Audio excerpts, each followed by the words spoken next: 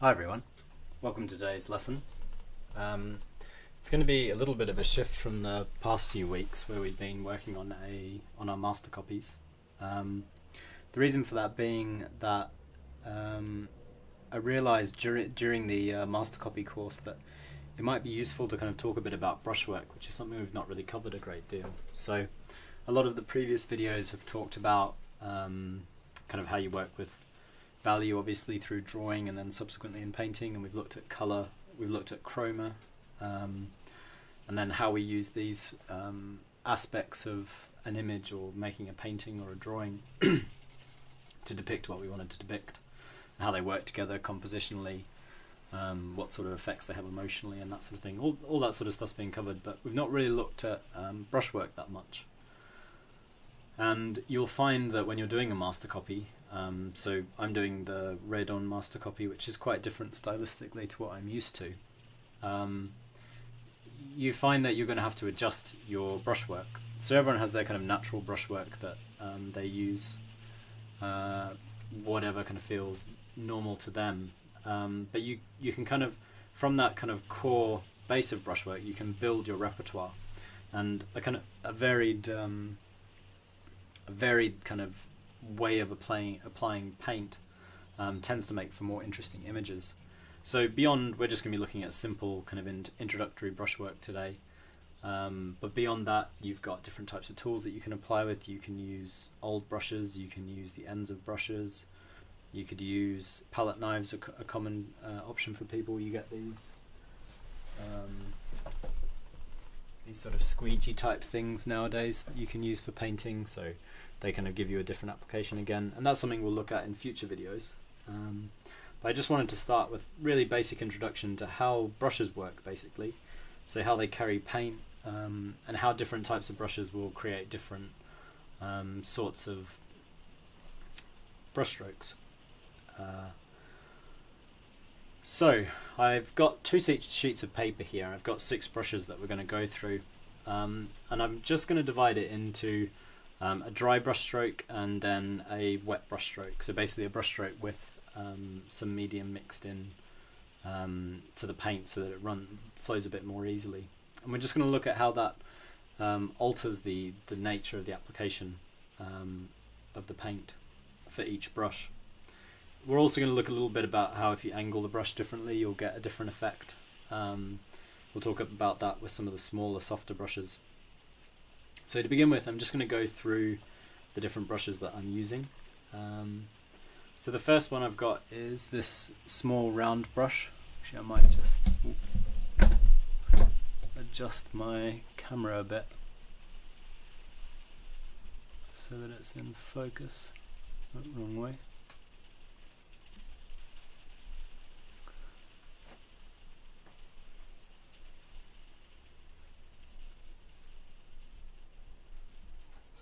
There we go. So you can see that's a small pointed round that I've got. So that's going to be the first one, and it's got quite soft bristles. They're kind of like synthetic sable type bristles. So traditionally you would get 2 different types of brushes, kind of primary types of brushes. The first are called bristles, tend to come from hog hair, and they're quite stiff. That'll be the last brush we look at. But the rest of the ones that I've brought in for try and get it in the right place.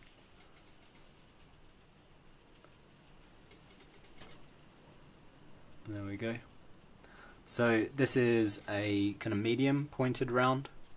So same type of hair, it's kind of synthetic. These brushes are from Roseberry & Co, which is a really good English brush producer. And then the next one up is this. Try to get it to a reasonably crisp point. So this is a much bigger round brush. Then the next one we've got is a quite wide, but subsequently narrower, a wider, but then subsequently shorter flat, and then we've got quite a long thin flat as well. So we'll look at the difference. It's the same hair used on each brush, but you can see because this one's kind of longer, try to get it to the right position, because this one's longer, it's softer, and this one's quite a bit kind of stiffer if I press on it, and you'll see that makes a difference to the way the paint is applied. And finally, I don't have a lot of bristles in at the moment, but I've got this relatively new bristle to look at, and you can see that it's a great deal stiffer, and I'll be talking a little bit about how that affects the way that you carry paint and apply paint just in a moment. So that roughly covers what I'm going to be using today. To begin with, I'm just going to get got a small palette. I'm just using burnt umber, so just a single colour, because we're not really too concerned with using any kind of different values or colours. We're just looking at how the paint actually looks when we apply it. So the first thing I'm going to do is just pick up as much paint as I can with my little pointed round. And then on this side, which is my dry side, I'm just going to do a brush stroke and just keep dragging. So you see there's quite a lot of paint initially, so if I do that again, there's still some paint left on the brush. If I press down, it all applies quite quickly and then drags over. This is some watercolor paper I'm working on, so it's kind of similar to a sort of semi-coarse canvas. But you can see the brush basically loses most of its paint straight away, and that's because it's soft bristled, soft head brush, so it can't carry a great deal in what's called the belly of the brush, which is the lower portion. If we look at this one here, the lower portion of the brush is called the belly. So when I use this bristle, you'll see that more paint can be carried by the bristle. But that's when we're working with quite thick viscous paint, so straight out of the tube. If I do the same brush stroke, but I mix in a reasonable amount of medium, so I make the paint runnier, so kind of closer to watercolor paint, and I do the same brush stroke on this side, you see the paint carries on longer. I didn't even actually use as much paint, so I can make an even thinner brush stroke, and I don't press down too hard, and it ends up more like a sort of inky brush stroke that way. So we get a lot further carry on our stroke. I can make it even runnier, and then just do another one. Possibly made it a little bit too runny, so it's gone back to dragging.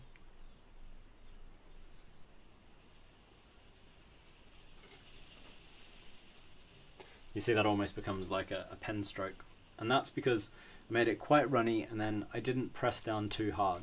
So when you've got more paint and you've got a thin, well actually whenever you have a lot of paint you have to press down quite hard, so you'll see that with the bristle as well. But if I press down hard with a soft head brush, it'll deposit the paint straight away and then drag, whereas if I make it quite wet, it kind of works a bit more like pen and ink, brush and ink, or watercolor brush stroke would. So you end up with this kind of more kind of script-like quality to the brush stroke. So if I was to kind of almost write with it, you can see you get these quite crisp lines. Now one of the downsides is when you're working with quite wet paint and these sorts of softer brushes, we'll see in a moment when I use some slightly thicker ones, you don't get a nice kind of soft, not soft exactly, but a kind of jagged edge, and sometimes it can be nice. We look for these sorts of jagged edges, so we want the paint to be applied thickly, particularly in more expressive work. If you're doing something quite illustrative, this sort of brushwork is good, but it can look a little bit too graphic sometimes.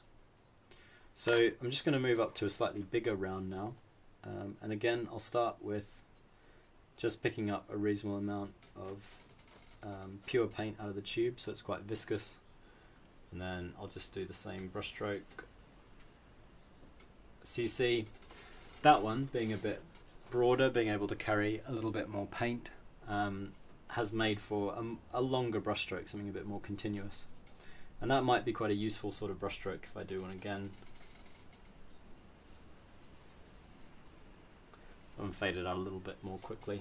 If I spin it around, there's a little bit of paint left on the back side of the brush. Could work over the top. But you can see you get this kind of nice textured stroke, which sometimes works really well. So sometimes you want that kind of, say you had a color underneath and you drag this over the top, you get these nice textures. They can work really well. But if you want a smooth brush stroke, again, mix in a bit of my medium, get a fairly wet mixture of paint, then do the same brush stroke on this side, and you can see it lasts longer. Not super long, so if I add a bit more medium mixture in again, and I don't press down too hard, you can see we're starting to get that longer, softer brush stroke. So I could mix even more medium in, make it even wetter, and do another one, and get all the way to the edge of the paper. But yeah, you can see the difference between those brush strokes. So that's getting progressively adding in more and more of our medium mixture into that brush stroke.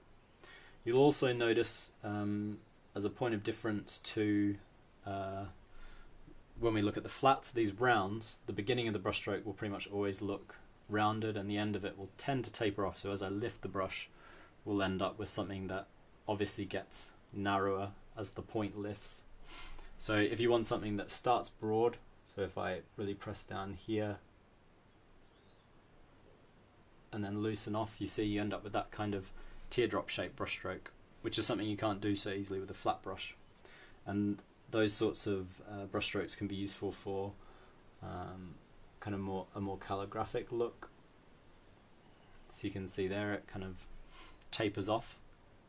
So that was just that brush stroke was created by pressing down, so splaying out the brush. So as I press down, you can watch it here.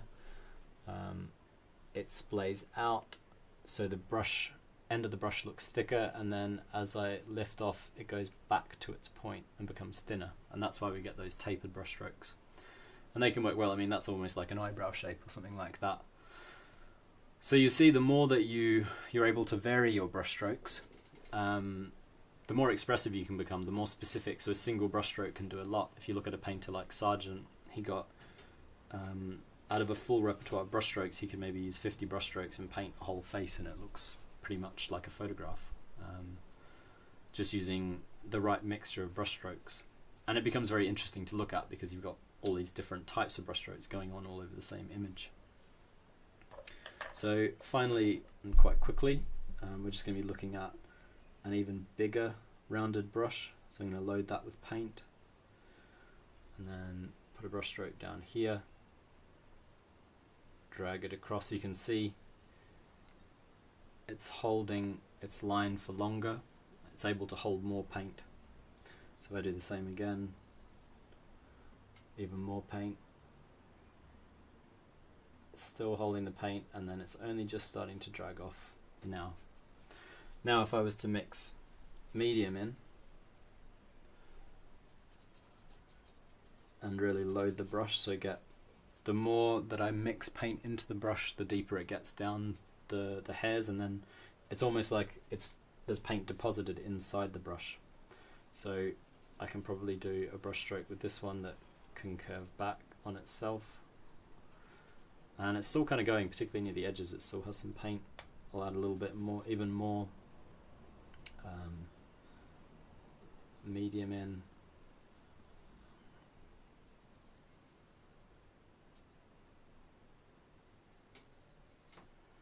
You can see it's still going, it's got loads of paint deposited inside this brush, and it's starting to deposit in what I was calling the belly before, so the inside of the brush is actually holding paint.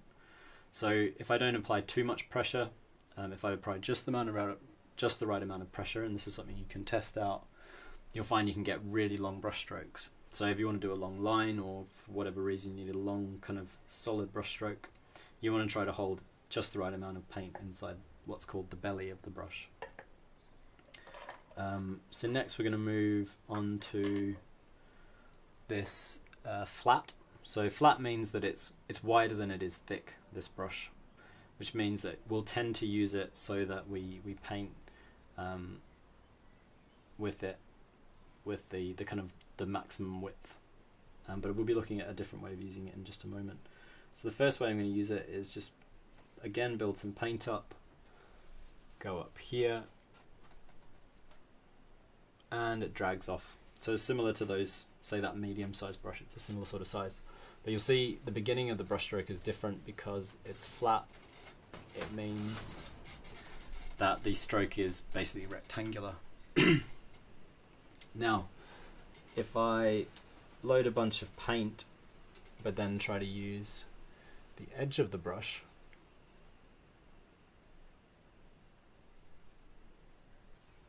I can actually get quite a crisp line. And a risk sometimes with using those small pointed brushes is, if I go back to the pointed brush, if I try to do a thin line, it'll kind of go a bit splodgy, or I won't be able to quite control the line. So as the brush splays or changes shape, it'll get thinner or thicker, and it can be a bit difficult to control. So I recommend when using flats, or when trying to draw a very straight line, it's actually easier to use a flat that you basically brush on your palette, kind of brush that way, brush this way, build a little paint up into the tip, and then just use the very edge of it applied really lightly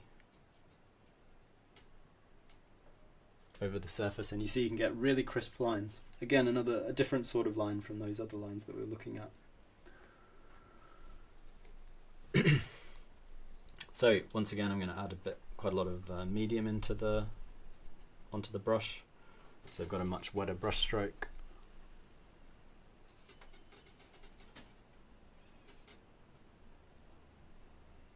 And you see it lasts for a lot longer. So I could add even more medium in.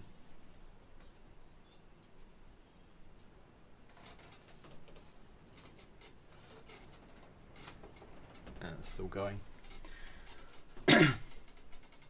So you'll also notice that you get less of a shape change with a flat brush when you use it. Actually, both ways. One thing you could do, when you're applying a flat brush stroke, I can apply like this, but then start to twist the stroke if I wanted to taper it. Sometimes it can be useful to use a flat brush and kind of, if you're trying to describe the outside edge of something, you can do a continuous stroke that can have a lot of shape, something like that. So it's a little bit like using a fountain pen that's got a kind of a wide nib.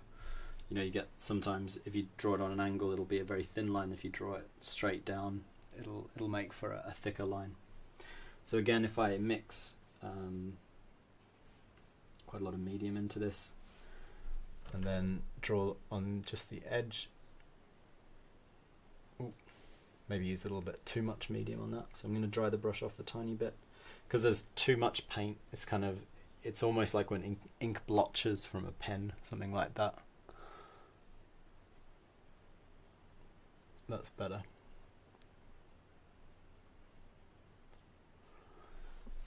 But you have to be careful when you're doing that. So if I was to press too hard, as an example, suddenly press down, again it might get a little bit squiggly, but it's not too bad even, actually, just like that. So next I'm going to swap to this shorter flat and use build up a fair bit of paint. So you see with the shorter flat, what's interesting, even though it's a shorter brush, it carries more paint, more viscous paint than most of the other brushes do. That's because it's a bit stiffer, so it almost pushes the paint along the surface. So when the brush is thin like this one, it'll kind of deposit the paint and then slip over the top. It kind of loses the paint behind it. This one almost kind of pushes it forward, like trowels it forward, or pushes it like a plow in front of the edge of the brush. And that's something that'll happen in the final brush, the bristle, that we'll use even more apparently. So we'll do another little mixture, lots of wet paint, and same thing. So again, it lasts longer. And again, if I use the edge of this brush, I can get different sorts of brush strokes, tapering brush strokes like that. So one thing I really recommend that you try to think about, if you want to fill, you know, you've got a part of your painting you want to apply paint over and it's a specific shape, try to make your brush stroke do as much of the work as possible for you. So that means spinning it around or something. You know, you can make a shape like that just with a single brush stroke, so I haven't lifted the brush off the paper. Mess around with that sort of thing. It's calligraphic, it's interesting. If you build the paint, you drag it over, you get these interesting textures. So you can see we're starting to get a reasonable amount of variety through these brush strokes. Now, finally, I'm going to be using this bristle. And you can get bristles in all shapes. You can get round bristles. This happened to be one bristle I had lying around. I do tend to, my own work's quite smooth, so I tend to go for these softer synthetics. But I do use, for kind of early application, if I'm trying to kind of cake paint on, I use a bristle, and that's because bristles can carry a lot more paint than a soft brush can. So you see, if I turn this sideways, you can see the paint is kind of sitting inside the brush. Now, if I do one of those troweling type brush strokes, I can keep pushing the paint in front of the bristle. Because the bristle's quite stiff, it's not going to deposit the paint too quickly, and I can just keep dragging it along. So you can see how much more paint that was able to load and deposit all in a single brush stroke. So you just can't do that as easily with those softer brushes. So if you want to apply a lot of paint or apply paint thickly, a bristle is what you want to be using, because the others just can't handle it, basically. So I'm doing some really thick brush strokes with this, really impastoing the paint on, so you see it's got quite a lot of body to it. If I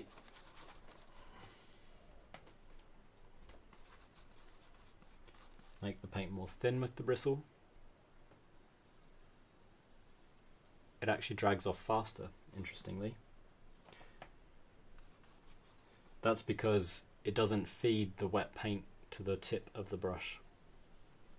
So even though it's a big brush and I put quite a lot of paint on it, it's already dragging off. So if you want a kind of a crisp long stroke, you want to use medium mixed with a softer brush, like this round for instance. If you want a long brush stroke that's thick paint, you're going to use something like a bristle. Very often when you're first laying in kind of thick impastoed sections of paint, you'll opt for the bristle, but as you start to do more refined work, you move to softer brushes. So that tends to be how I'd work. If you're just kind of working generally expressively, you can rely pretty much solely on bristles if you really want to build the paint up. And then bristles can be used in tandem with other types of tools, like palette knives, as I mentioned, that sort of thing. But yeah, that's pretty much it for today. So it's just a kind of introduction to brushwork. But these sorts of brush strokes would serve you pretty well. So if you just, I mean, a set as simple as this, it's just 6 brushes. You can get a lot out of them. I'd maybe swap in another bristle for one of the rounds, or the flat, probably for one of the rounds. So maybe get rid of that middle soft round and a kind of a smaller bristle or a slightly bigger bristle, depending on the scale that you work. But yeah, hopefully that was interesting. Just pop the camera off.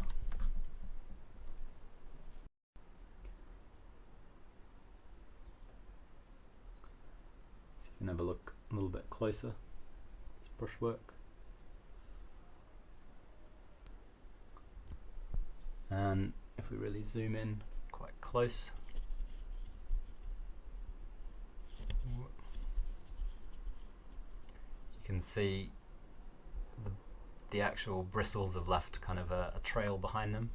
So those sorts of expressive brush strokes that you see will tend to come from bristles, whereas if we go up here you can see much smoother. So there is some sense of the brush stroke there, but they're much softer, and you can kind of see a slight difference in the thickness, the opaqueness of the paint. So the more medium mixed in, the lighter it's got in these brush strokes here.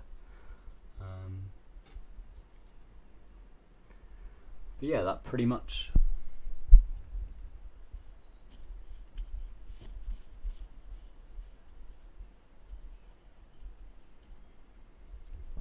covers it for today. So hopefully that was interesting. and I shall see you guys after the midterm break with our next master copy lesson, and hopefully you guys will be able to use some of these brush strokes when you're working on your own master copies.